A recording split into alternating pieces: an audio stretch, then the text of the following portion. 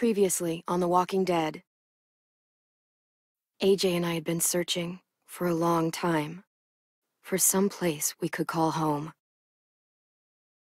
Just when we thought we'd found a huge stash of food, it turned out to be a trap. That could have been the end. But I woke up and found I'd been saved by a guy named Marlon, the leader of a community living inside an old boarding school. It felt like a chance at having a home, a real one. We had to go back to the train station to see if any food survived the explosion. But someone else had the same idea. When AJ distracted him, I shoved him into a pack of walkers. But someone else had the same idea. I didn't want to risk it, so I let him take some of the food and leave. I found Marlon and Brody in the basement that night, arguing about the man we'd seen, and I learned why Brody was so afraid. The man was part of a group of raiders they'd run into a year ago.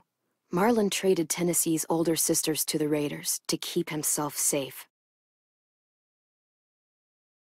He attacked Brody and locked me in the basement with her.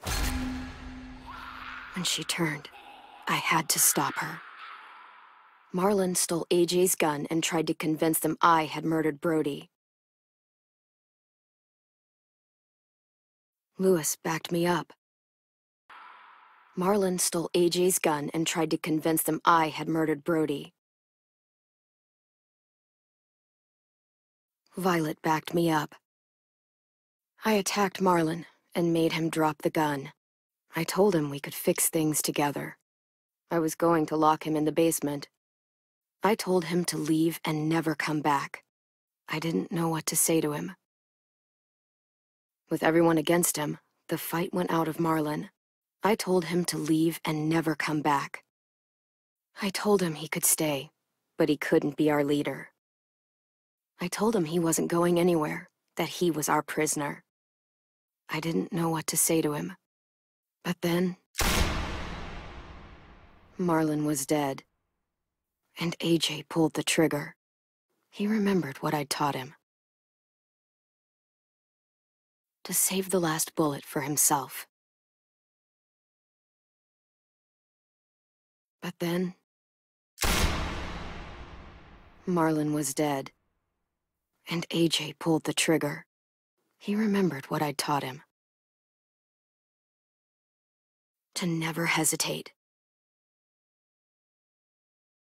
But then, Marlon was dead, and AJ pulled the trigger. He remembered what I'd taught him. To always aim for the head,